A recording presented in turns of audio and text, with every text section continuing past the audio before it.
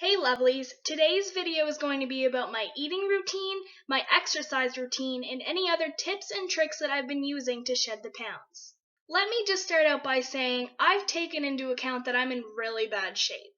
Because of this, I've decided to keep my exercise routine in the complete comfort zone. That just means that I basically don't do anything really high cardio. And just going for a little run takes everything out of me, and I don't want to make exercise something that I don't like. Even though I am this size, I do know quite a bit about fitness, and I know for a fact that you need to be pushing yourself constantly in order to see results. You can't just sit in your comfort zone forever. Now, walking might not seem like something challenging to most people, but when you go from not doing any physical activity to suddenly basing your life around health and fitness, I truly believe that the best way to start is slow and move your way up. There's really no reason to be pushing yourself from the beginning because 90% of the time you're not motivated enough and then you just lose interest. That being said, I walk 3 times a day. So here's where the challenging part comes in. Every time I go for a walk, I end up making the next walk a little bit longer than the first one. I'm going to hop on paint and show you exactly which routes I take every time I go for a walk. First time I go out is for a short 20-minute walk right after breakfast, and this usually takes me about 20 minutes at a pace that's comfortable for me. The second time I go out is usually a 40-minute walk before supper. I go around the same route I took the first time, except this time I walk that area twice. And the third time is a full hour-long walk that I do a few hours after supper and 4 hours before I go to bed. When I walk close to the time that I go to bed, my body is still in exercise mode and refuses to relax into sleep mode, so I really try to keep it as far away from my bedtime as possible.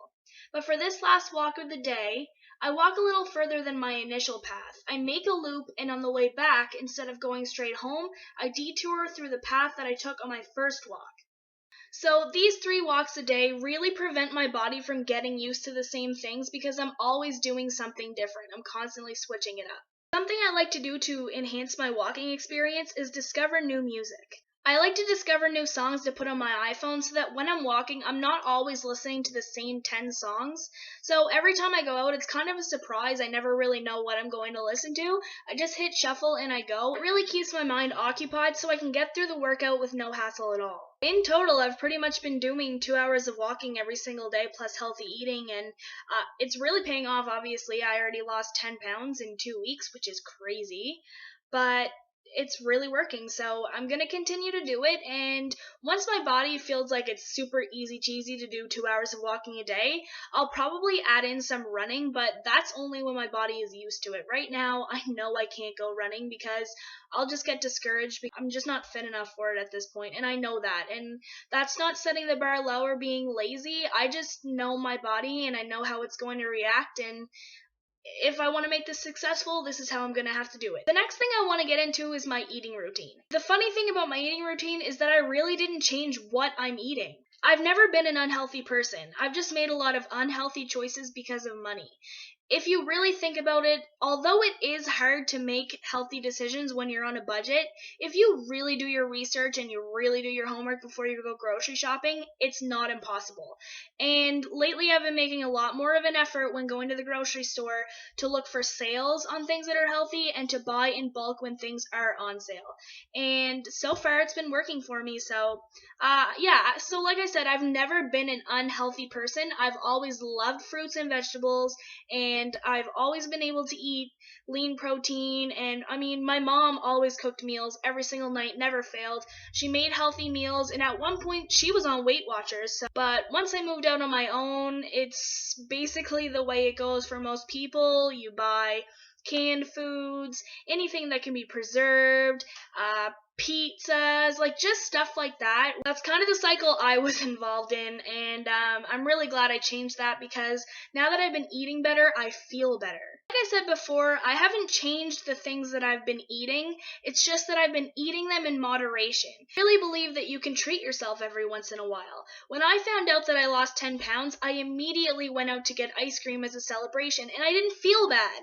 Why? Because I don't usually eat ice cream. You don't have to eliminate junk food from your diet forever. What I'm saying is you can work towards that junk food. Celebrate with something that you love that normally you wouldn't be able to eat because you know it's not healthy. And that's okay every once in a while. You don't have to be in this big torturing routine where all you can eat is fruits and vegetables and lean protein and that's it and nothing else forever for the rest of your life. That's not realistic and that's not how people do it. For breakfast, I'll have either some toast or an egg and some cucumber. For lunch, I love having sandwiches. A lot of people seem to stray away from bread, but like I said, I don't restrict myself from food, and I like bread, and that's not really a big deal. I have white bread right now just 'cause that's what was on sale, but I was brought up on whole wheat or whole grain bread, and when I moved out on my own, I really started leaning towards whole grain bread, and that's usually what I have, but right now I have white bread. It's not really that big of a deal. So I like cucumber sandwiches. Those are straight up my favorite, and I like to do tuna sandwiches as well. And if I think that a sandwich won't be enough because I'm really hungry, I'll usually pair that with some baby carrots and some ranch dip, which is what I did today. If you follow me on Instagram, I posted a picture, and I'm just like any other typical Instagram person. I always post things that I eat, so if you're really interested in creeping on me, my Instagram is linked on my YouTube channel page on the splash art. There should be a little icon where my Instagram is located, and you can just go ahead and follow me there. Something I like to have for supper is a little bit more wholesome than the rest of the things I ate during the day, but it's called dirty rice. And I didn't know what this was until recently when my boyfriend introduced it to me, and I absolutely loved it. The reason that I'm bringing it up is mostly because it involves things that are healthy, but it also involves things that I love. All it is rice, soy sauce, bell peppers, and extra lean ground beef. That's all it is. Now let's say after supper I'm really hungry and I just want to munch on something. I usually don't wait until the hunger becomes too much. If I feel hungry after supper, I'm just going to have a snack and get it over with. And it's never something that's super high in calories. It's usually just some yogurt or fruit, or if something special is happening that night, like if we're watching a movie and I decide I want some popcorn, I'll have popcorn.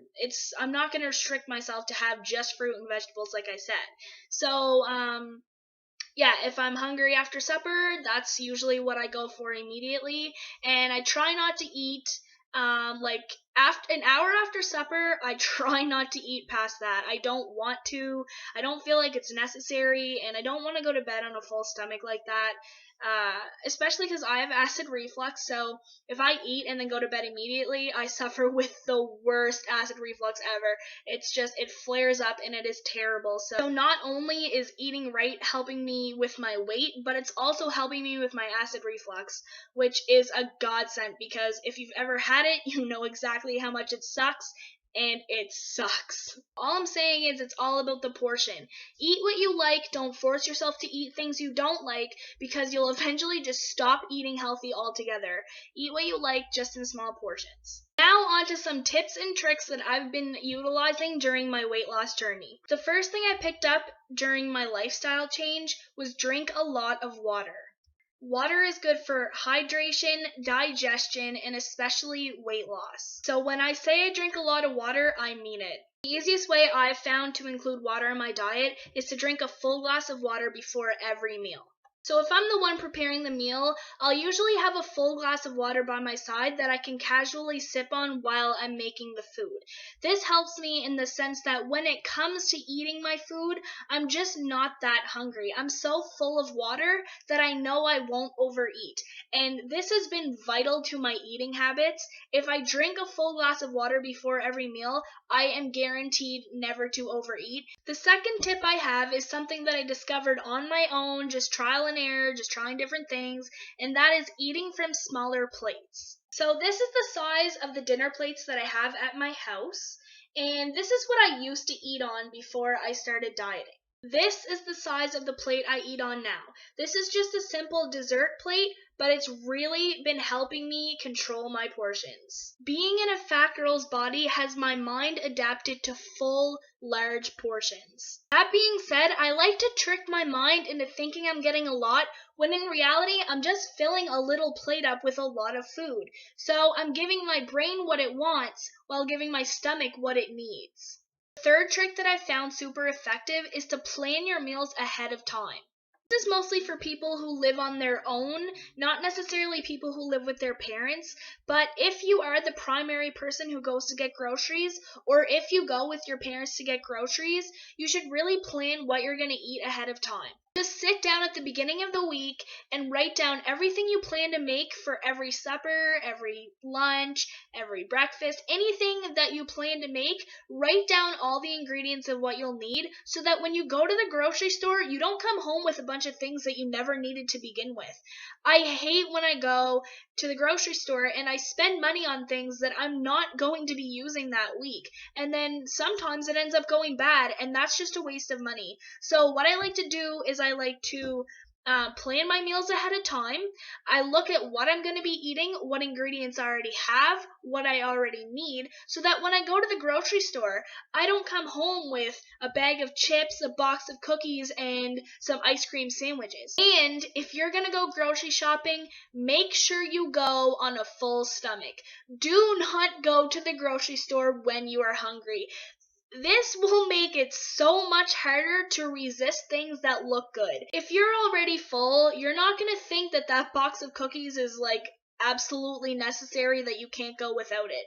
And if you're the primary grocery shopper, it's your money and you're going to find an excuse to buy those cookies. So go ahead to the grocery store on a full stomach, buy the things you need, and come home with the things that you'll be satisfied with during the week.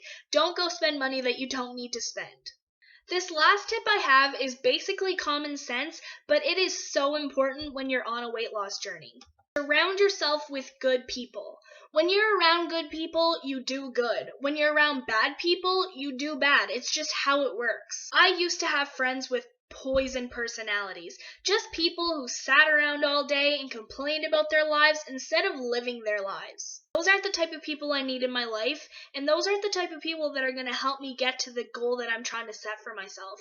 I know for a fact that I made the right decision by discluding people from my life and completely pushing them out because they were poison to me. They were making me fall into a rut that they were in themselves, and it's just not right.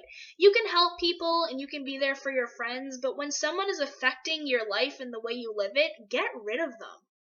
It's going to seem really hard at the time, but you're going to thank yourself when you get rid of these people.